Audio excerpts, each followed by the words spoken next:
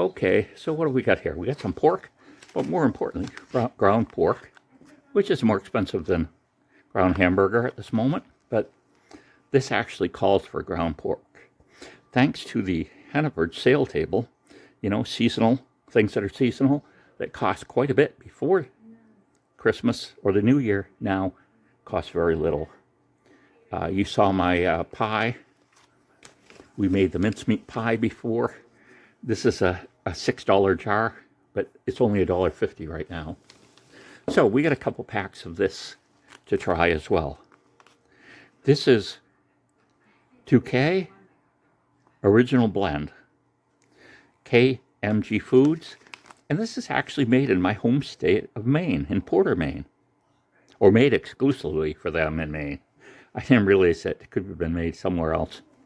But anyway, it's made up of onions, potatoes, kosher salt, and spices, and they're dehydrated. So basically what we're going to do is brown the hamburger up in a saucepan,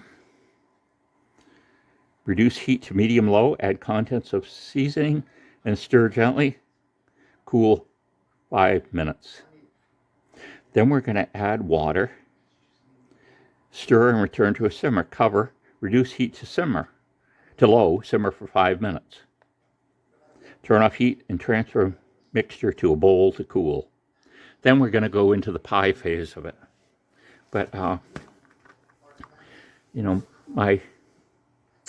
my wife had a friend that lived in Manchester, New Hampshire, and her family was of French extraction. And we had some pork pie there that was just unbelievably good. So, reading the site and things, it seems that this will make a traditional French-Canadian pork pie.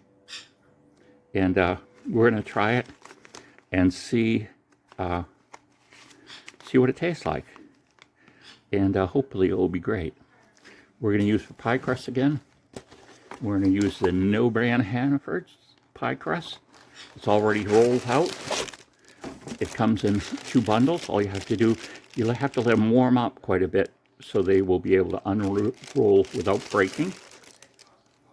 So, let's get set up. We'll go through the process and we'll see if we can make a pork pie of sorts. So we're now browning the meat. We're going to cook it thoroughly. I assume when they say brown, they mean that, because we don't. It's going to cook for 45 minutes in the pie shell, but we're going to cook it thoroughly. Why is it important to cook hamburger or other ground meats completely, and you don't cook like you have a steak, and people eat it like rare? And that has to do with the fact that meat that's ground, all the surfaces have been exposed to air, inside of it, outside of it, so there's always a possibility of some kind of bacterial contamination. If you're working with a piece of meat like a steak, and you cook the outsides of it, chances are that the inside isn't contaminated somehow with some type of bacteria or something like that, because you cooked it and you killed everything on the outside. So you don't have, the outsides and insides are everywhere in ground meat. So normally you're going to have to cook it thoroughly to make sure that you don't have a problem. I'll never forget, I worked at a photo finisher. We had an opportunity to go down to Massachusetts, and we were working with these people that were in some other things. But anyway, they took us to the Outback Steakhouse. And so there were these women, and there were like 2 guys, right? Me and this other guy. And I couldn't believe these people, were eating meat, and there was like blood oozing out of it on the plate. It like turned my stomach. I like to have meat cooked. I'll admit it's easier to eat rare, but I would go to medium rare or whatever one step below done is, like almost done maybe. But I don't know. It just doesn't seem a terribly safe thing to do, eating raw meat in a place that, you know, deals with a lot of people and a lot of meat. So you can see that we're pretty well cooked here now. And so what we're going to do is reduce to a medium heat. So we're going to put this down on 4. Add contents of seasoning mix and stir gently. Cook 3 minutes.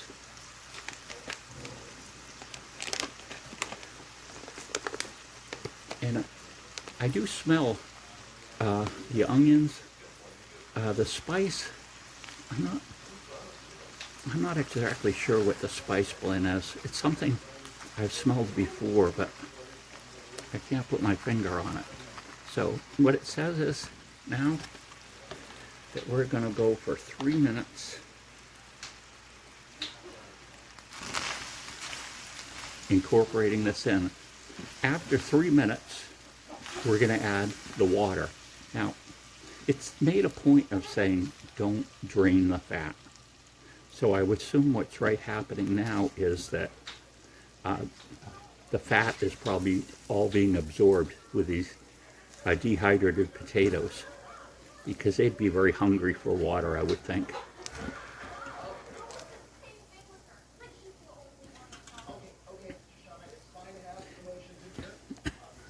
Then we're going to add 1 3/4 cups of water and stir and return to a simmer. Cover, reduce heat to low, simmer for 5 more minutes.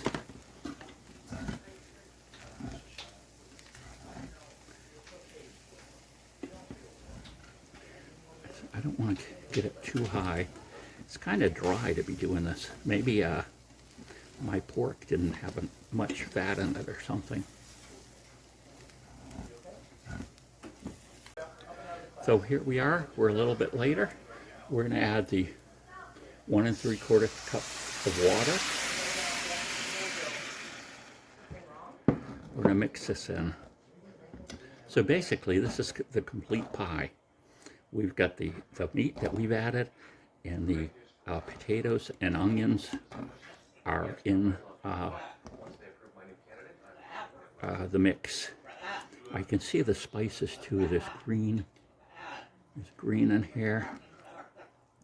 I'll have to look up this pie, how you would make it for scratch. It says here that normally, or on the site that makes this, they say normally this pie would take like several hours to make. But of course, with this all being mixed up beforehand, you get done pretty quick. And of course, people will always point out that sometimes, a lot of times, doing everything from scratch is better. But sometimes you don't have the time. And I guess if to me, I thought this was a really great thing we ate, and I didn't have a couple more of them, which I do, I would invest in figuring out exactly what the spice blend is and doing it all from scratch. And we're going to put the cover on. We're going to set our timer to 5 minutes now. So here we are, 5 minutes. Now basically this is done.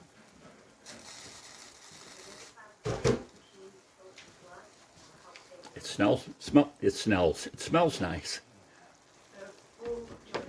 We're gonna turn the burner off, and then we're going to put it in a bowl to cool. And so here you have, that's what it looks like. It doesn't look very inspiring, but it smells nice. I can see that onions have rehydrated. I can see bits of onions in here. Now the potato, I can't really see, of course, because that's kind of just doesn't have a lot of form to it like an onion would. But now we let it cool. We're going to go on to a potato dish of sorts. Well, here we are back with our pie, You can see I just laid this flat, and then I pushed it in around the corners. The edge. This is a glass pan, and it's good to note that usually you would go 25 degrees less for temperature to have the same baking time as you would with a metal pan. So glass requires a lower temperature. And here's my top crust that I will roll out after I fill in the meat. Now, I'm not going to do this until right before cooking because we don't want we're going to try to keep as much moisture out of the crust as we can. So we're going to wait until it's time to do it.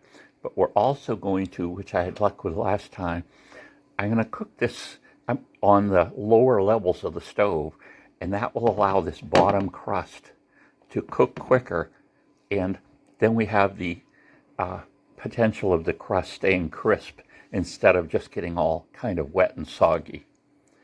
I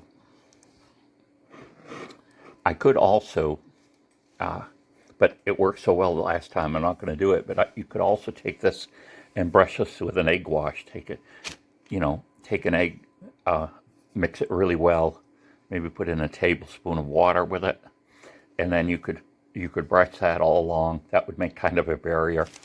And then another place that the egg wash can make a big difference is after you put the crust on, you can do that egg wash, and that will allow the crust to really get a nice deep color that will make your pie look more. Here we are back with our pie. What I've done is I just unrolled one of these crusts. I put it in the bottom. This is a glass pan. And glass pans, you want to set your oven temperature for 25 degrees less than they call for. This is calling for 400 degrees, so we're going to do 375. Now, one of the big things is to try to keep your crust crisp.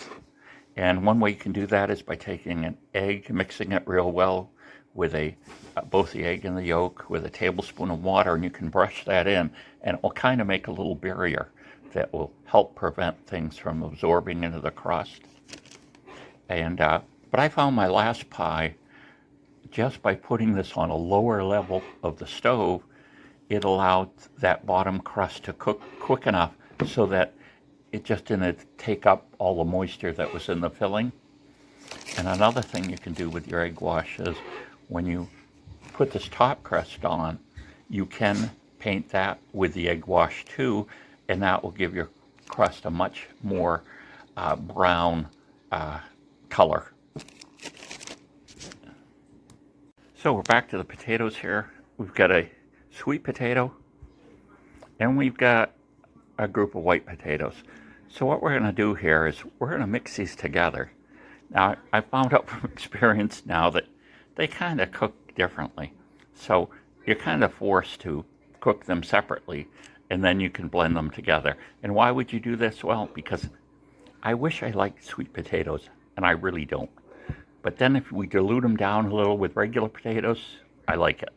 So whether you want to give your potatoes more flavor or your sweet potato less flavor, however you want to look at it, you can go with this idea.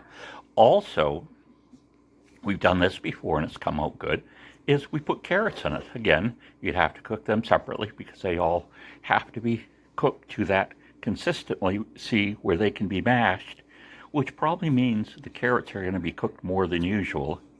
But you can put all three together and mix them. If you don't get them all to their finished state of tenderness, the mix will look really lumpy and bad. But if you do it right, they'll all be mixed in together and will look fine. Whether you use use the two potatoes.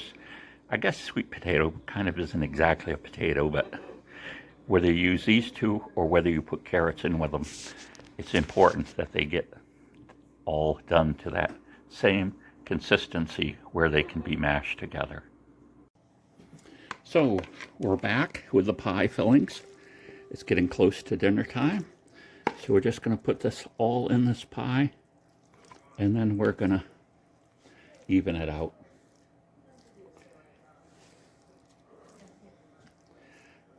Of course, I didn't taste this because it's pork, but I honestly have no idea what this is going to taste like at all. Like I say, I keep smelling spices that I have a familiar smell, but then again, I can't put my finger on what those spices are.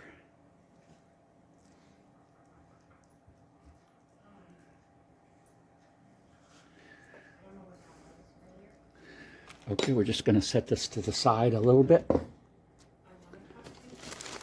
We're going to unroll our other pizza crust here.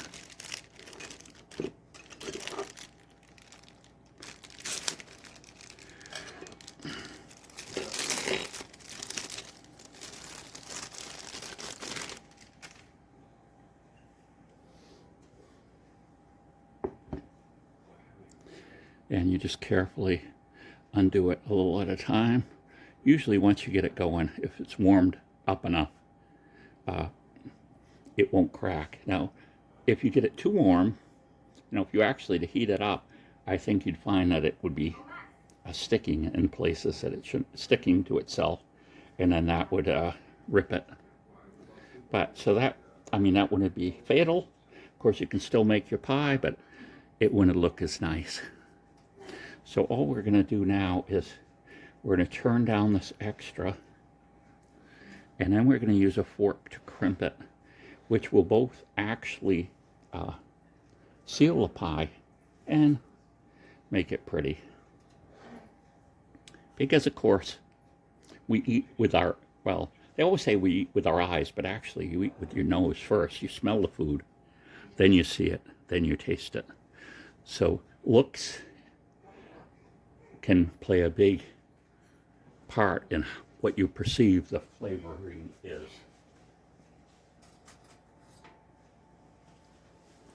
Okay.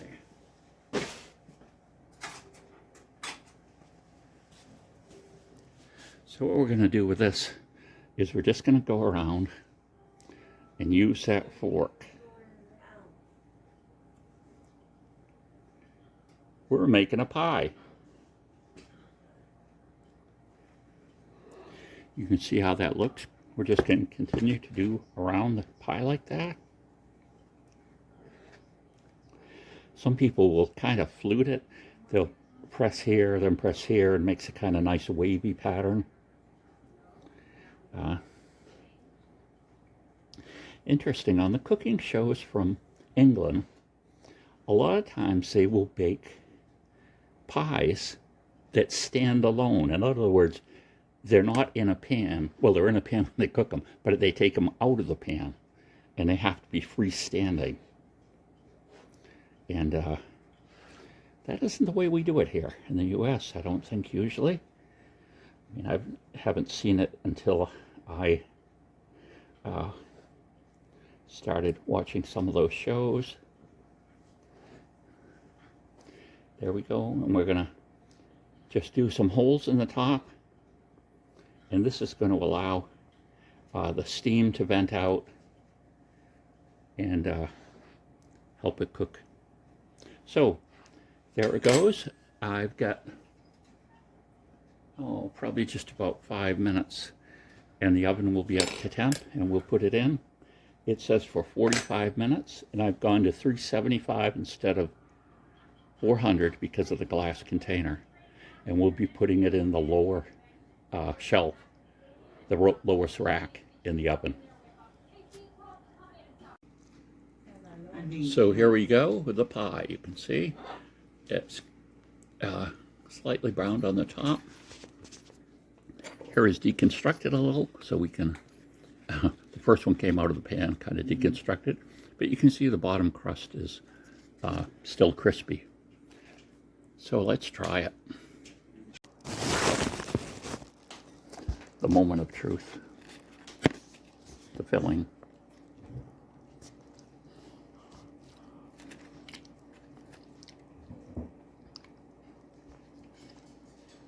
It's nice.